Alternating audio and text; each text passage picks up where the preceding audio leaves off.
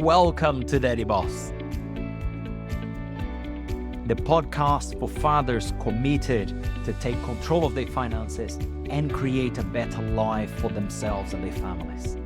I'm Santana, and each and every week I will share unconventional ways of thinking and advanced strategies to help you build cash flow and equity through real estate without using your own money, but also help you have better health and supportive relationships needed to succeed. Let's get started.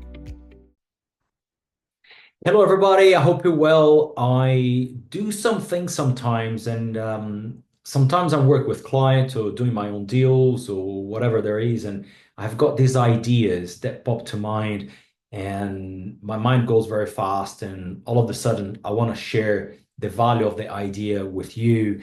And by creating these videos here, it's my way of, dumping those ideas into a place where other people can go and benefit from, or at least learn something and do something better with your lives, or perhaps help you with change the way you think about things. And today I had all these ideas, and we had actually meetings for the last 2 days that were related a lot about money. And in some circumstances, there were some communication where people felt a little bit uncomfortable. And I was really cool in a way, because when you deal with such kind of subjects, right, topics about money is something that everybody loves to have, but very few people actually feel comfortable talking about money. And I thought, how can I put these things together in one place so people can go and learn something from it, and perhaps again give you tips and advice, or something that's happening here with me in my businesses and what I do, whether it's consulting, property deals, or whatever. And you can learn. But the main reason I want to put this information here for you today is literally mainly to help fathers and fathers to be with refining your understanding about what money is, and of course helping you to see money from a different perspective, because by seeing money from a different perspective, you are going to be able to do more things more enjoyably, and hopefully in a way that's going to change your lifestyle, and therefore the lifestyle of your kids, which is always my main outcome by doing these videos and sharing information here. But the first thing I wanted to share with you is what money really is and what money isn't. So money is nothing else than a tool. That's it, period. Okay. So money is not the goal. Money is just a tool to a mean. So it's just a vehicle to do certain things, right? And understanding this can change how you go after it. Because from my own experience, some of you who have been following me for a while, you know my upbringing, my past, of growing up in this loving family in Brazil, but with a lot of scarcity about money, about wealth, what's possible, what's not possible, and so on and so forth. And most of the population in the world do have money thinking problems. Okay. I was not the only one. I was so fortunate to have been introduced to Bob Proctor, who was my best ever mentor, and that man taught me a lot of stuff. And I'm sharing these with you here today, some of it. So money is simply a vehicle which is used by means of exchange. Okay. It's never the goal. It's simply a tool. So money without being utilized has no value. So you can have, for example, a pile of money somewhere until you exchange it for something else that is literally with zero value. So money is just a tool. And I did kind of like a bullet points here for me to follow these in the best way possible, so I can create the highest amount of value through a short video here for you today. But and the other important thing is money is not a measurement of your intelligence, of your capability or your worth. Has nothing to do with that. Money and intelligence have no links whatsoever. So much so, if you go and research people from the past, for example, the White brothers, those guys, they were two bicycle mechanics and they invented the air travel. They didn't have degrees or all these things that most of us believe we need to have to be able to have a good life financially. And so intelligence and money, they have no links whatsoever. If that's your belief, cut that out. And I remember growing up, I heard everybody talking around me about, to have a good life, you need to go to university or you need to be a good kid, learn some good stuff, be a good kid, go and get a job and work hard. And you need to go and study. You need to study general knowledge. You need to go to university. You can only be somebody in life if you get all these papers. That has nothing to do with money making, right? In fact, making money is illegal, right? You need to learn how to attract it. So intelligence and money have no links. Zero. I walked out of school when I was 17 years old. I never really liked school. I'm not suggesting people don't go there. It's not the case, but it was not for me, right? And I find the educational system is just a grid from governments to keep people into a certain box. So the middle class will keep paying a bunch of tax to the government. But I know a lot of people who have always had the belief that going to another course or learning another skill or going to debts to go to university because they think that's the way to attract money to themselves. So intelligence and money have nothing to do with each other. That's one key point there. Now, one really high value area here that most people struggle with, and the reason why most people struggle with money is, first of all, if you think about this, right? Schools or universities and working for somebody else, they teach you how to work for money. Now, universities, schools, and working for somebody else don't really teach you how to have money working for you. There's a bunch of reasons behind that. We're not going to touch on that today too much, especially about the schooling system, which I'm not against, but 12 years is a little bit too long, plus high education. But that's what the problem is, right? That's why most people struggle with this, because just like I was conditioned to believe that I need to work so many hours so hard for this and that and that. That's what we learned. That's what my parents knew. That's what their grandparents knew. And therefore, that's what they passed down the chain, which is a habitual way of thinking. So therefore, we act in a certain ways, and therefore the results come in a certain ways. That's what results are, right? And the common mistake I have made, and I have seen a lot of people making them still because we don't know what we don't know, right? Is trading time for money instead of building assets that generates cash flow. I'll give an example. Any kind of business, but let's say, for example, property rentals. I do real estate as a main. So whether I'm sleeping or I'm traveling or I'm doing something else, there are somebody paying to utilize the asset that's there. And they pay whether it's a rental income, whether it's a serviced accommodation income, a short stay of a few nights or a few weeks or a few months. They are paying for something that has been created, which I have leveraged, and that thing generates cash flow while I'm not there. So that's why most people struggle with money, because most of us were conditioned to think you need to work hard, you need to work more, you need to do more of the same. But guess what? More of the same will just give you more of the same. Does that make sense? So a lot of people go out there and they sack the boss and they become self-employed. Well, if there's not a clear strategy behind becoming self-employed, the only thing you're going to do is become your own slave. Because if there's no strategy behind it, you're never going to grow. You're just going to continue exchanging time for money, right?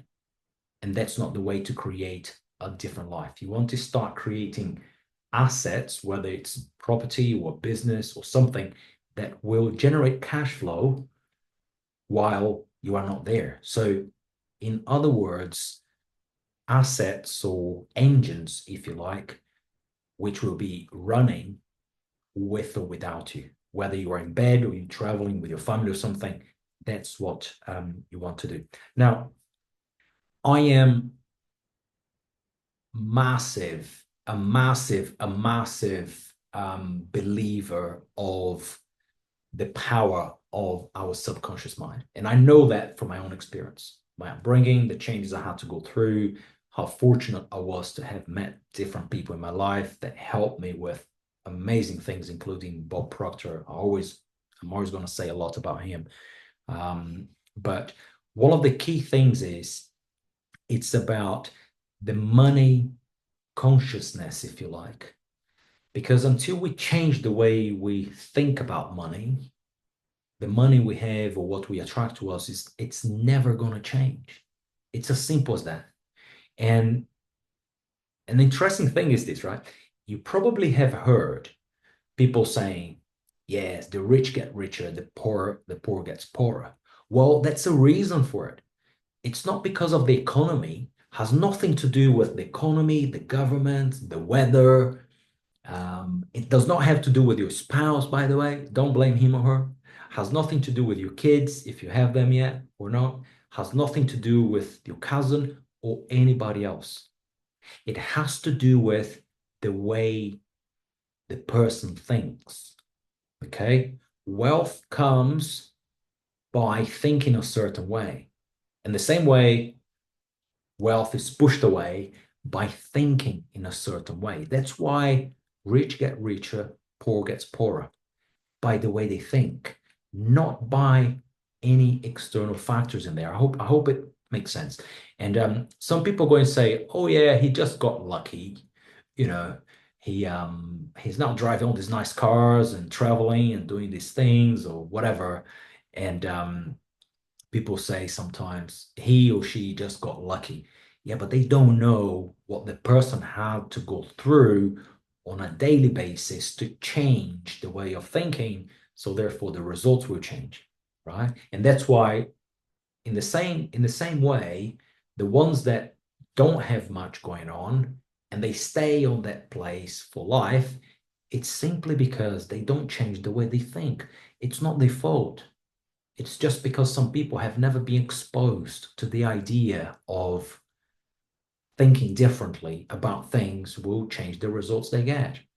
Some people might never be exposed to video contents like this one here I'm creating for you. So, but if you know somebody, please do share the good. The more we share, the more it comes back to us. Now, the financial reality we experience today is nothing else than a reflection of our thinking about money. Okay. And that's a really good topic to talk about. I'm really passionate about this.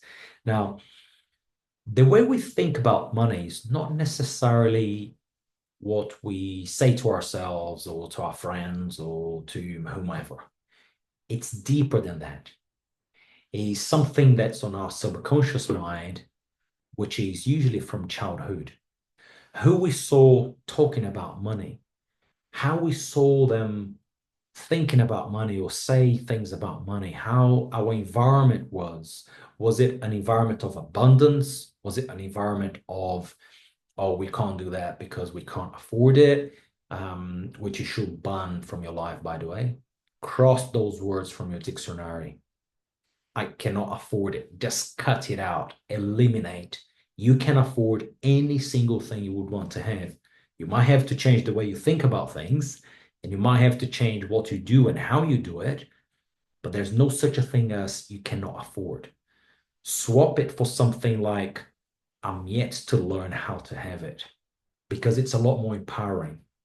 So swap, you cannot afford, for you are yet to find out a way to have it, because that's a way to think, to move forward, and to grow. Now, the internal beliefs are not necessarily just the words we speak with people or what we say to ourselves. It's a lot deeper than there, as I said. It comes from upbringing, comes from our hard wiring, if you like, which are things that we're not aware of. Most people are not aware that there's a driving person on the driver's seat when it comes to money, which is an invisible driver, right? Which is on the subconscious mind. But there's a way to change it. Again, not the topic of the video today, but that's a reflection of your internal beliefs about money. For example, you might know people who says, well, I can only buy this thing here because that's what I can afford today, and things are always hard, you know.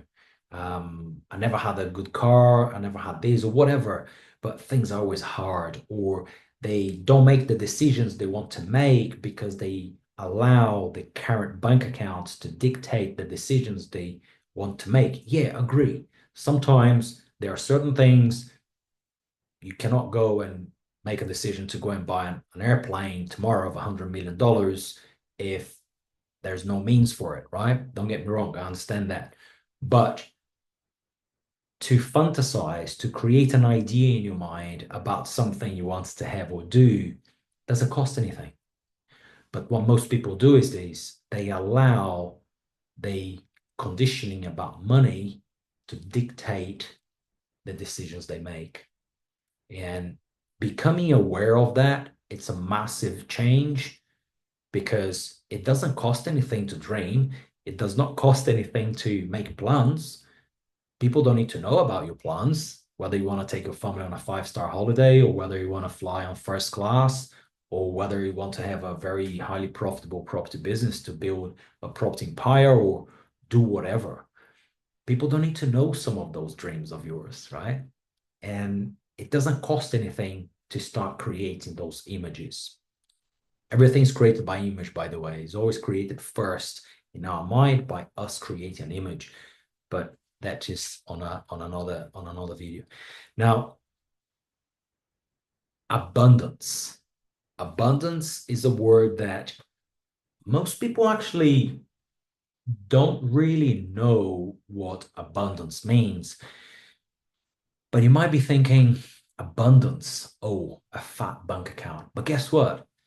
Money is just a result of the value you have created in a certain area. So if you always allow money to be in the driver's seat, believe me, you're never going to get anywhere, right? Because abundance doesn't mean just financial abundance. Financial abundance, it's a result of other areas of your life already being abundant. And then the money is just a consequence of that abundance, if that makes sense. I hope it does. But we can touch more on that in another video there. And one thing I'm passionate about, as you know, is helping fathers. Helping fathers shift the way they think about money in this particular topic here. So they teach their kids to think differently about money. So the kids grow up knowing something else instead of the limitations that most of us grew up with. And the thing I find is most of my fellow fathers, they believe money is scarce because just like me, they were raised in an environment where there was not much going around. There was enough, but just enough. There was never like a large surplus of money. There was enough, but never in abundance to literally just go and blow the lid off like we all deserve to do. And you should be thinking about doing that too, because you have to, you must do, and you should for yourself, for the world, and for your family. But the truth is this, there's more money circulating around without having a home to go to. Yeah, I know that because I work in real estate. Most people think when you go into real estate, you need to have your own cash, you need to have millions of dollars or pounds or euros or whatever. I'll tell you one thing, you don't. You just need to have an idea how to do it, how to execute it, and have somebody perhaps to show you the way how to do it right. And then you raise money from somewhere else. There's more money floating around now than ever before. Now, what you find is there, money will not come by working hard. It will come by laws, like universal laws. Um, and for those who have not yet perhaps been exposed to these, I will explain very simple ways. Is not what you do that brings the results you want, but rather how you do the things you do that will bring the results you want. Okay. So it's not about working harder to get more money. There's actually can cause the reverse effect. It's about doing certain things in a certain way so money starts to flow into your life, flow into your bank account, flow into your businesses. And that's literally how it is. So it's tapping into the flow rather than working hard for the flow. Does that make sense? Because most of us were conditioned to you need to work super hard, you need to work long hours, you need to sacrifice yourself, your family, your health, and everything else. I've done all that, right? And it did work for a certain period of time, but then it didn't. But then when I started to be taught by Bob about how money comes in, it was just so easy that it was actually hard to believe. Um, and we don't like easy stuff the way as humans, we tend to like complicated stuff. And when some things are actually so simple and easy, by nature, we tend to go and make it super complicated and hard and like, oh, it's too easy. Let's make it hard. But again, sometimes we don't realize it because it's our subconscious mind doing things in a habitual way that we have always been doing it. And therefore we tend to complicate stuff. But money to come is not about working harder. There's some hard work in there, of course it is, but it's more about tapping into the flow of money so the money flows in. That's why you might know people who are living a good life, people whom you know in your circle, whether it's friendship or business interactions or sports or whatever, that everything just seems to work so well for them, right? I'm sure you do. But the reason that person always had things working well for him or her or them, it's not because of what they do, but more so how they do it. So they have learned and discovered, whether they are conscious aware of this or not, they have discovered how to tap into the flow of money. And that's the difference here. Now, one thing which is really big for me is just following on that previous note. It's about how to make money move towards you. Most of us, with honesty, knowing that because I used to do it myself, we push money away from us, right? We tend to push because of how we think about money. Now, money is nothing else than a reflection, a direct reflection of the value we create to the marketplace. I'm going to repeat that. Money is a direct reflection of the value we create to the marketplace. I'll give an example. An employee of a company, let's say a person who works at the reception, he or she does a great job and it's a key person to the organization. But that person will have a certain income or a certain wage based on the value that the person creates for the company. On the other hand, a CEO of a company, perhaps the same company, will have a much higher wage, not because he or she is more intelligent or more capable, but simply because that person creates more value to the marketplace through the company. I hope it's making sense here. Now, if you are running your own business or if you are thinking about going to business, which I hope you do, always remember the financial returns you are going to get through business or through the work that you do is a direct proportion to the value created in the marketplace. For example, if you work for somebody still and you think, oh, I don't earn enough. Well, the income you get, the wage you receive, for example, the salary, whatever the definition is, it's somehow in direct proportion to the value created to the company. Now, if you want to increase your value to the company to get more money, if you want to increase what you earn in the company, if there is such a way to do it, it's simply by increasing the value you create to the company, to the marketplace, which is that particular company. If you run a business or if you're thinking about starting one, the income you're going to get, the profits, the cash flows, the equity, all the good stuff, it's going to be a direct reflection of the value you create. You probably know somebody who goes and says, I'm not earning enough, or my business is not doing so well. And some people start blaming the weather, the spouse, the boss, the business partner, the environment, and everything else. It has nothing to do with those external things. Like zero, has nothing to do with them.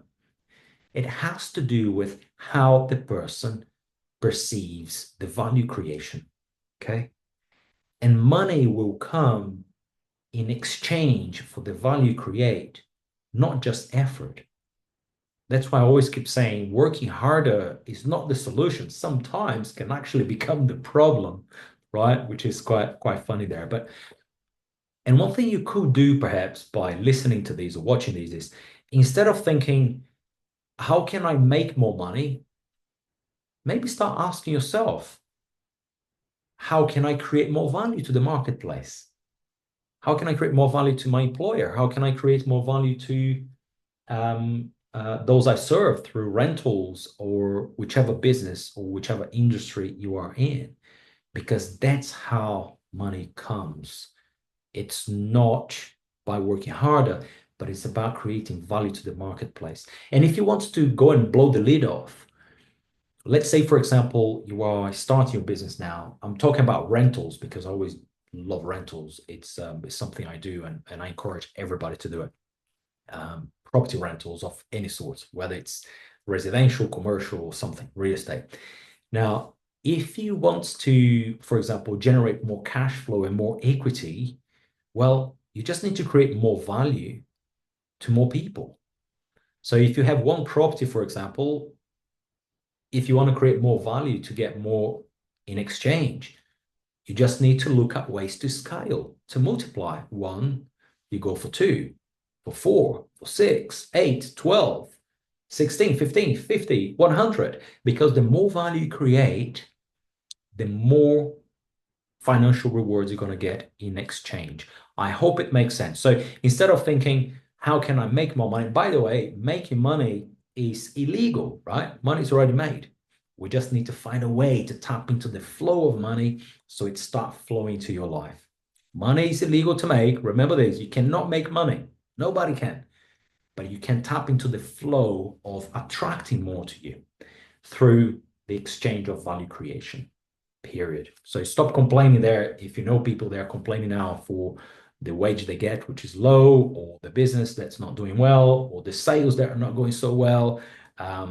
It's simply because of this, okay? Now, I'm passionate about helping fathers. And I used to be just like my father. He was a great man. He worked really hard to provide to us, but he didn't know how to set up companies. He just knew how to work for somebody else. And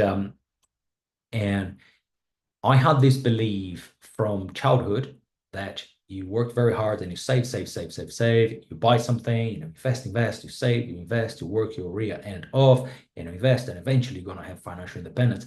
I learned that working for somebody else will never give anybody financial independence. I'm not talking about if you are the second person to Zuckerberg on Facebook, or that's different because the amount of income there is very different. They're going to be investing largely in real estate in other areas. I'm talking about the general public, okay? Majority of us walking on this planet, Working for somebody else will never make you wealthy. And the reason is this: the paycheck is not a sign of financial security.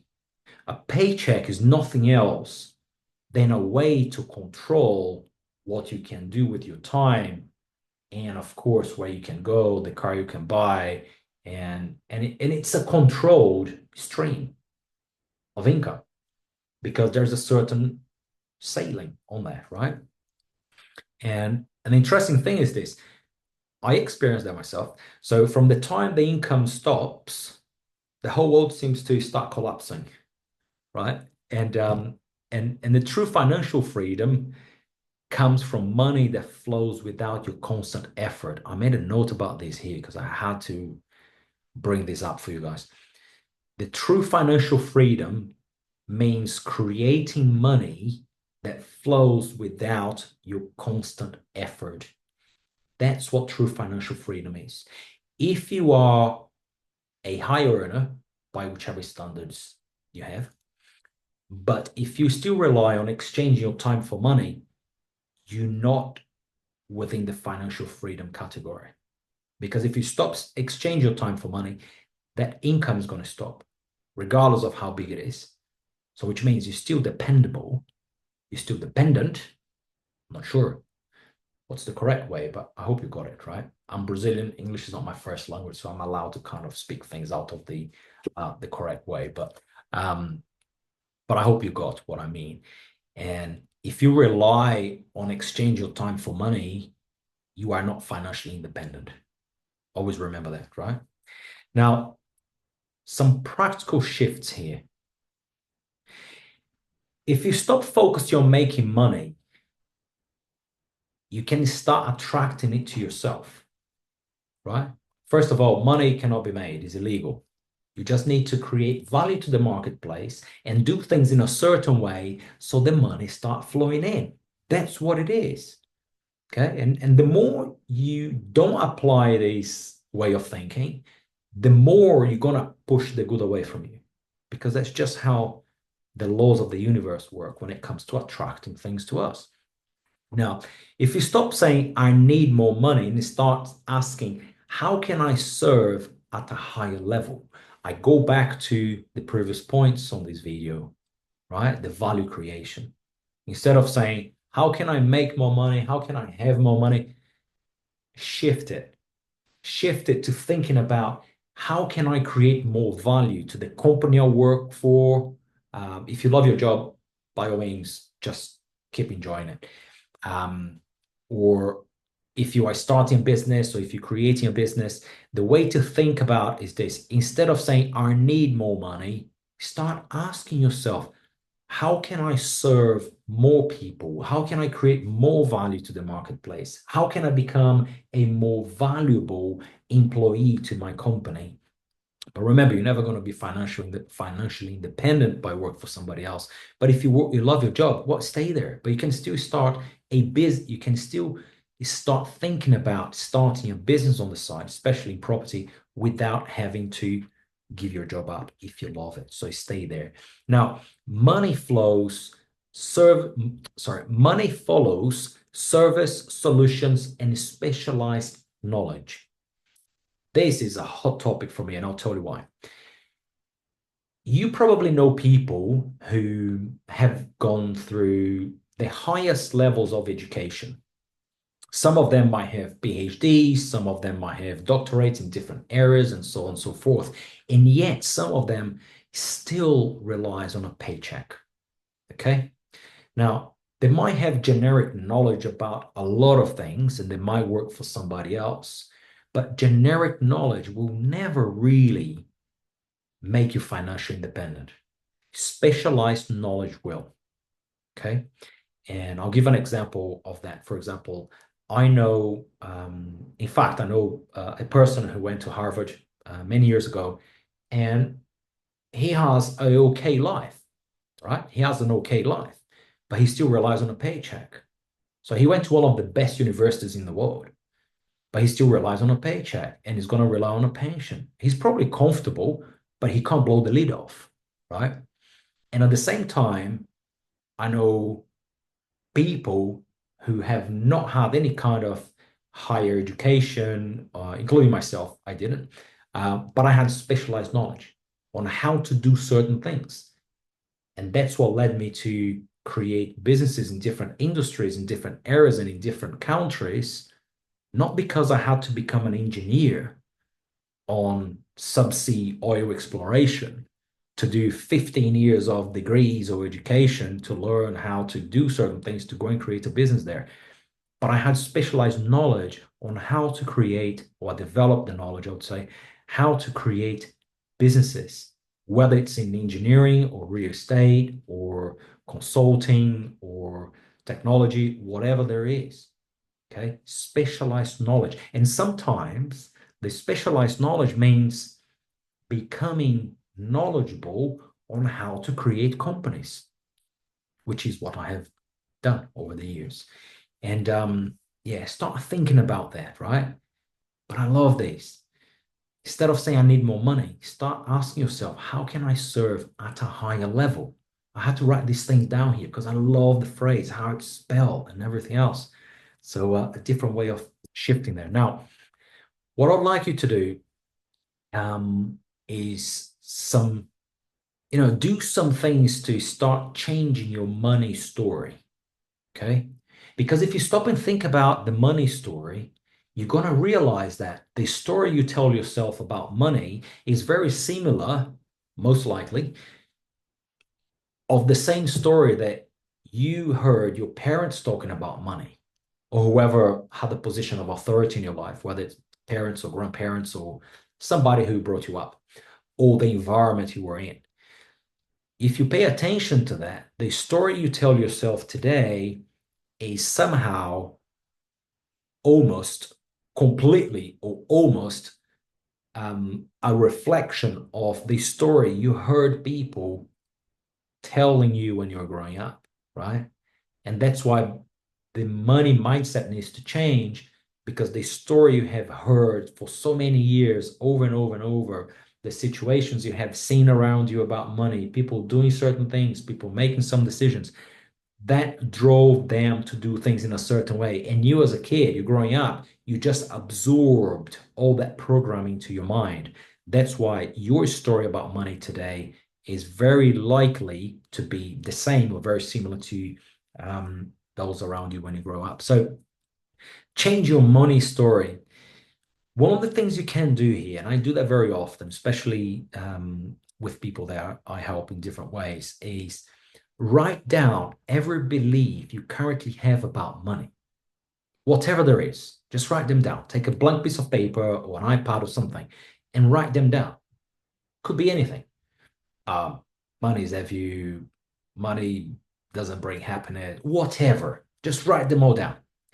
And then the next thing to ask yourself, once you have written them all down, right? Write them on the left-hand side of the page. Unless you speak Arabic, and then if you are from the Arab world, you're probably going to do on the right-hand side of the page. But you do the current beliefs in one side of the page, right? And then you go and ask yourself this question. Does this belief serve me or hold me back? You're going to be surprised with the answers, but the answers will come very quickly, because the belief you have about money will 99% of the time be the driver on the seat about you having money, right? I'll explain perhaps in a little bit of a more clear way. The beliefs you have about money, whether you're aware of them or not, right, will dictate how you feel about money, which will therefore dictate the actions you take or don't take, because not taking action is also a fact of an action, is an act of not acting, which therefore will lead to the results you get. Okay. So ask that question. Does this belief serve me or hold me back? Now, what you will do then is replace the negative beliefs with new ones that align with the financial freedom that you want to have. I'll give an example. Money is hard to come by. That, as an example, if the unsupportive belief about money. Money is hard to come by. Most people on this planet, including me many, many lives ago, used to believe money is hard to come by. What happens is, if money is hard to come by, if that's the belief, your feeling about money is always going to be that it's hard to come by. And therefore, your actions towards it, it's going to be also aligned with it's hard to come by. And therefore, guess what? Your results are just going to prove that you're right. So instead of saying money is hard to come by, replace it with something like money comes to me very easily. Now, one thing you need to remember here is this. It probably took you, not probably, for certain, took you decades. I don't know how many decades would have taken you to build the belief that's there today. Do not expect that belief pattern to be shifted overnight into something new. So at the same time, it took so long to build that belief. When you talk about reconditioning how we think, it's about starting the repetition of things, but from a new point of view, right? It's the repetition of the idea. If money used to be hard to come by, maybe still is for you today. Start replacing that with money comes to me easily, and start visualizing how cool will it be to do the things you want to do with money, because again, money is just a tool. Okay. So one of the examples that I wanted to give you about change your money story here is mine, for example. I love giving examples of my life because that's literally the journey that I had. So the belief was there's not enough to go around. Competition is there because they're going to take things away from you. And I used to believe that if he has it, then it's going to be less for me, which is not the case, by the way. If you're operating from a point of view of competition, start shifting that. There's no shortage of anything in this planet for anybody. I do real estate in some of the areas I operate. There are many, many, many other investors in there. But guess what? I don't mind about that because I know there's enough in the marketplace for everybody because we all different. We all create different products. Well, some of them create very similar products, but I don't. I create something that's really niche and specific to a specific sector to solve a problem and serve a specific group of people. So the business usually stands out. But the point I want to make here today is this. There's no such a thing as competitors because there's enough for everybody. You just need to start thinking about the abundance of possibilities that are out there and things that can be done to achieve the results you want. Because guess what? It's possible. I've done it, and I'm sure you too can do it. Now, the example I just gave was about limitation of if he has, it's less for me. It's not the case, right? The other belief I had about money was this, oh, hold on tight to it because you might not have it tomorrow. Do you know, like saving it for a rainy day? Well, as I record this, I'm in the UK, and guess what? Here, it's not a tropical country, and it rains almost every day. Well, for a lot of days, right? So if you're saving for a rainy day, that's the old belief from people, you know, the ancestors from Second World War, where everything was full of scarcity and all these things. So you need to start shifting that because money is to circulate. Money is a servant. So you take money until you do something with it, it has no value. Like zero, has no value whatsoever. Money must circulate. Whatever is there, circulate it. Take the money, invest it, invest in yourself, invest in assets that will generate you cash flow, invest in specialized knowledge if you believe you need specialized knowledge. Reach out to somebody who can help you achieve what you want to achieve. So all these old beliefs, start questioning the beliefs you have because you're going to see a pattern in there of things that are holding you back for years and years and years. And guess what? The way you think will make your environment to think very similar to you, meaning your kids. Okay. So if you want them to have a different life, the main thing you need to start thinking about today is how can I start changing the way I think about money So therefore, my conversation at home is going to be different. My kids are not going to hear me talking about I can't afford it or I don't have a budget for it because they will become a copy of you, which is probably what you have become from when you're growing up, a copy of your own environment. Because I know that because I have been there myself. It took me a while to change the rewire, to rewire things. I know how it is. I'll be on that road that you are today. Now, the fastest way to start creating cash flow, this is something I have really close to my heart. I always mention property because it's the best asset class. So much so, let's go real estate. You can go to a bank and borrow money to buy a house, but you cannot go to a bank and borrow money to buy stocks. So the old belief was this: I need a lot of money, I need a lot of capital to start something, and yes, that's the traditional way of doing that. And then you go and buy a house, you save, save, save, you go and buy something, and then eventually you get a few hundred of net profit every month, and you repeat that cycle every 3, 5 years. There's much better way of doing that, right? And I know because I do it. So I had my back against the wall when I literally eventually went broke and I still had to make the real estate work. So I come up with new ideas of doing real estate deals in a very creative ways to generate really high cash flows from the get-go, not having to wait for 6 months, but instead of 3 weeks to generate cash flows and still gain equity from assets that I didn't even have to buy at the time. Now, you don't need huge capital. What you need to generate cash flow is a idea, right? You don't need money to make money. There's another false belief about money. You don't need money to make money. You need an idea to make money, right? Most of us who are hitting hard nowadays, we don't use our own capital. We raise capital from other sources, whether it's banks or a business or a person or a contact or a friend, whoever. You don't need money to make money. You need an idea.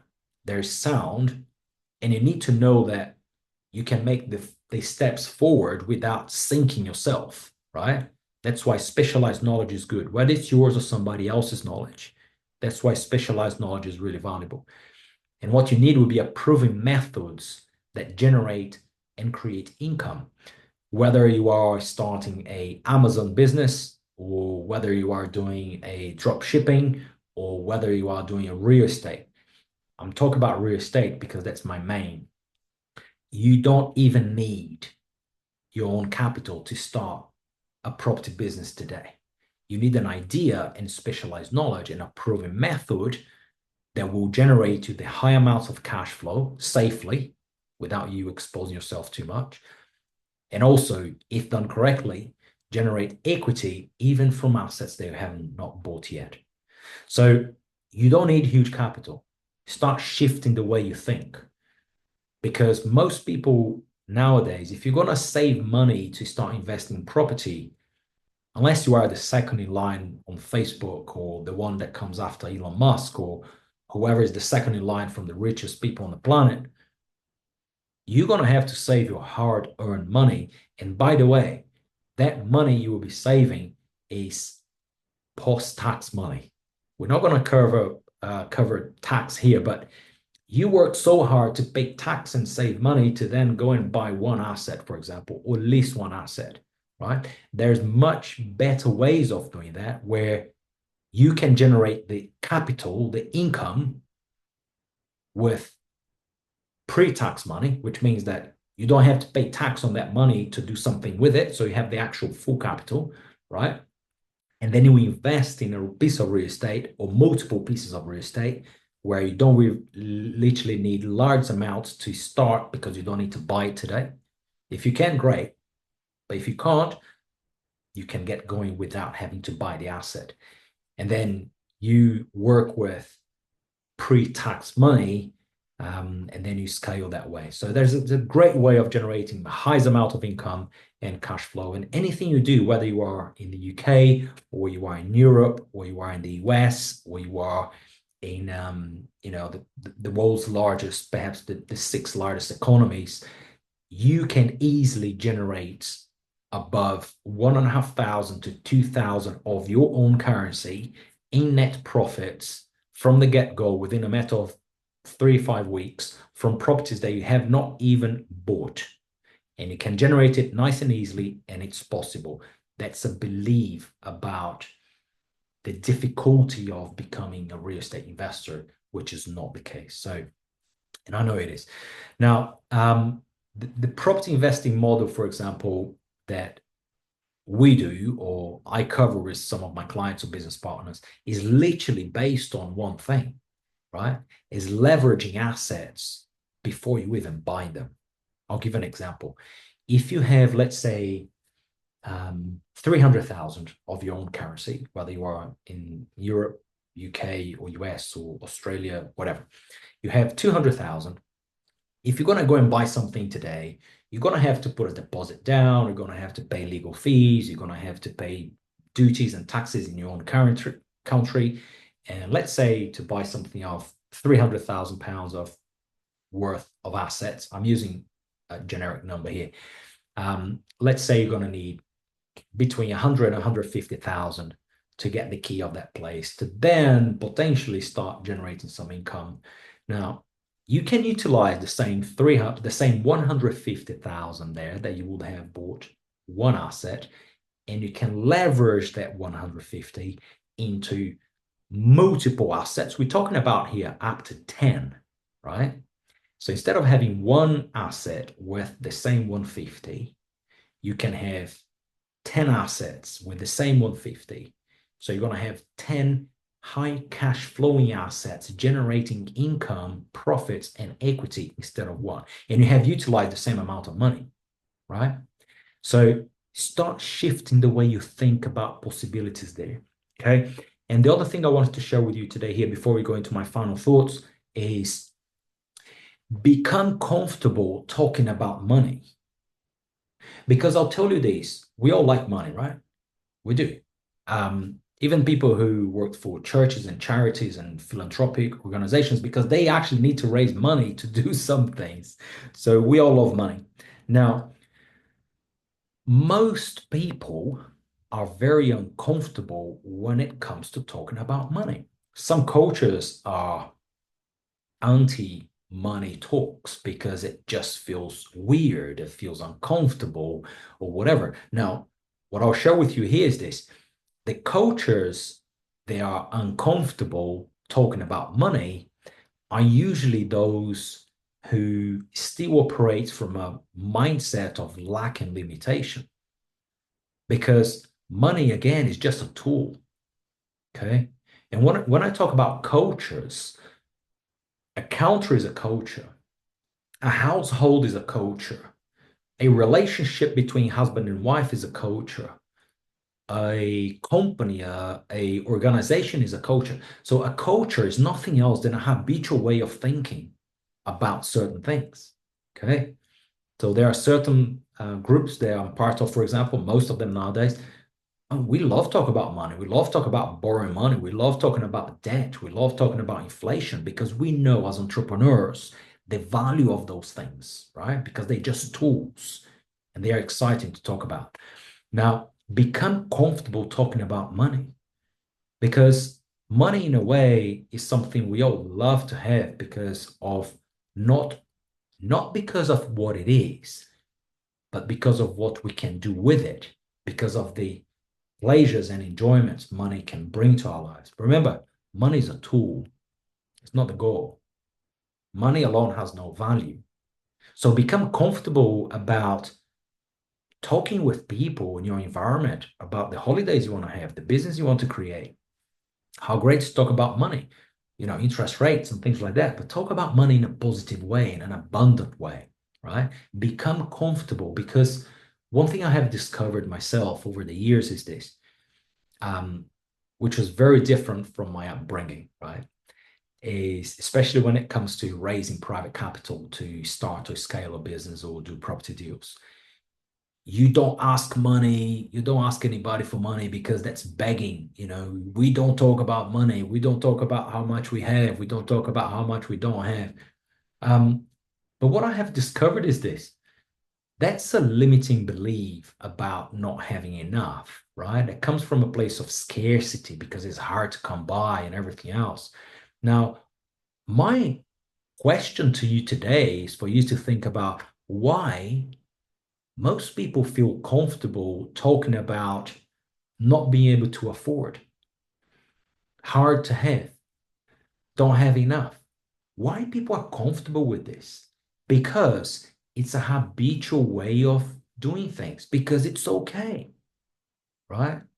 So start applying a different approach today.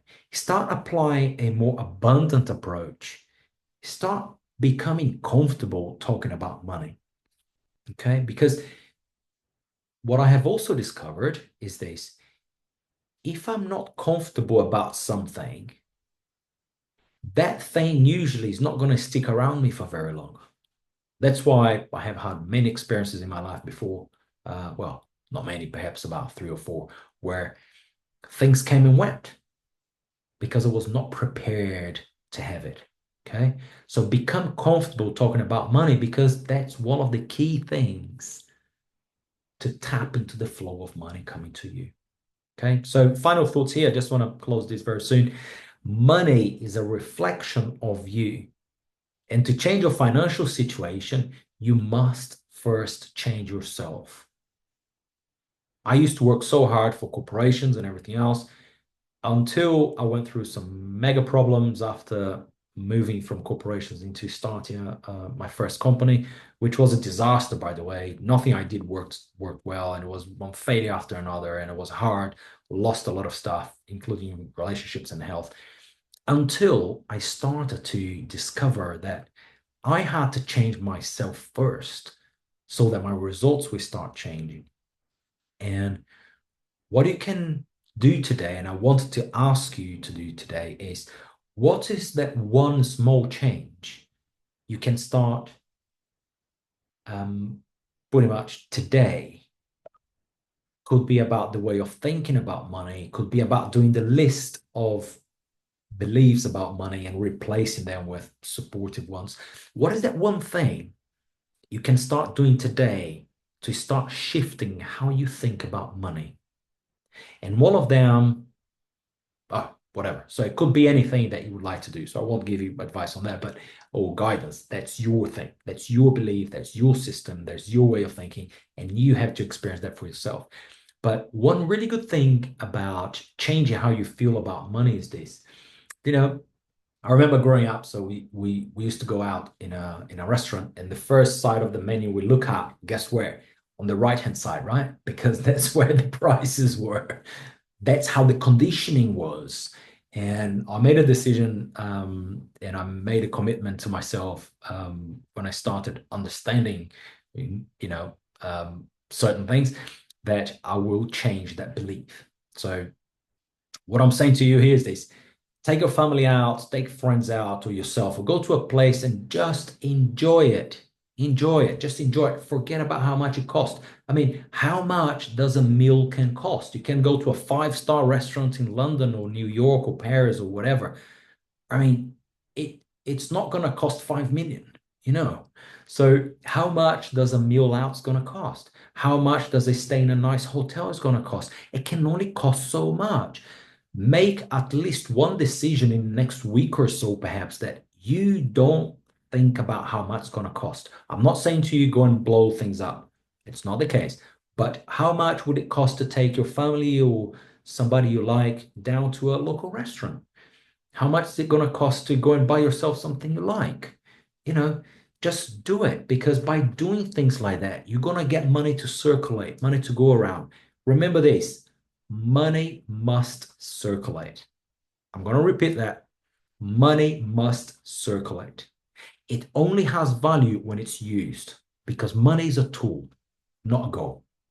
Get yours circulating, right? I remember a story from my mentor, Bob. And I was going through some challenging times at the time with a business that I had at the time, and I still do. But at the time was a financial challenge with the company, and God, I had to raise capital because the money was just not there. And Bob said to me, just go out for this business meeting I was going to have in Dubai, and he said, go out and you're gonna tip the restaurant the same amount of the bill. And I'm like, holy moly, how do you want me to do this? Like, the money's not even there, not even for the bill. I'm gonna go for a business meeting to just get people there trying to close a deal or something. And he said, just do it. And I'm like, okay, he knows a lot more than I did.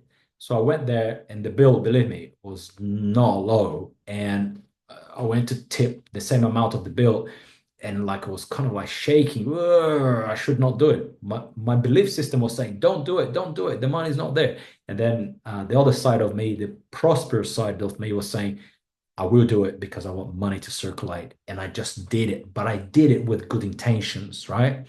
The waiters and everybody came to check and say, "Hey, sorry, you have tipped the same amount of the bill. There's a mistake." And I said, no, that's right. I went home thinking, oh my God, what have I done? But I started applying the things I was learning from Bob about money needs to circulate. And guess what? Soon after, maybe not because of that one thing, but a combination of things, soon after, money starts to flow in. Get this thing to turn, okay? Start today. Now, what I'd like you to do here, just for us to close off, is just reflect on the content of this video and this audio or the listening that you're doing here today. And just ask yourself, what's your biggest takeaway from today's video, right? What's the biggest takeaway from this listening that you did today, from this video here, whether you're watching the video or you're listening to it? What's the biggest takeaway? And then write down one outdated belief about money and replace it with a empowering one. So you write down one outdated belief, which is unsupported belief, not good belief, that you have about money, and replace it with a empowering one. Okay, just to give you more power there. Okay, for example, money is hard to come by. The replacement is money flows into my life easily and flowy, something along those lines. Okay, now thanks for your time. Send me your biggest shift, your biggest change. Use these videos here. Please do post in the comments, whichever platform you're watching this. Just post in the comments after listening to these or watching, and let me know how valuable you found these things, and share with other people. Share some information with others that you care for and you want them to do a little bit better. But at the same time, don't try to force anybody into a new idea, because we must be ready to change. The reason you are here today listening to this, it's because you are ready for change. Don't expect everybody around you to be in the same position that you are in today. Okay? Don't. Be kind to them, be understanding with everybody around you. Share the good with people, but don't expect them to be jacking up about the same great ideas that you have today, because maybe they are not ready for it yet. Okay? So thank you for your time. I'm really grateful that you took the time to listen to this video here today. I hope I have provided value to you, to your family, to your kids. And my main goal, it's always like to leave it very, very clear. My main goal is to help fathers and fathers-to-be or parents to shift the way they think, so they start acting differently, so the results start to change. And the main impact I want to create is for the household to support the kids when they're growing up, so they grow up in an environment where it's more abundant. There's no limitation of limiting beliefs about money or whatever, and those kids will grow in that environment, so they become adults with that belief system. And guess what? Their kids are going to grow in an environment that's a lot more supportive, and all the generations down the chain. So thanks for watching, thanks for listening, whichever platform you're watching this. And I'm very grateful to have you here, and I'm very grateful to be here sharing my voice. Thanks for your time. God bless. Thank you for tuning in to the Daddy Boss podcast. Don't forget to follow me on Facebook, Instagram, and LinkedIn for more tips and inspiration to help you achieve a lasting life change. See you next time.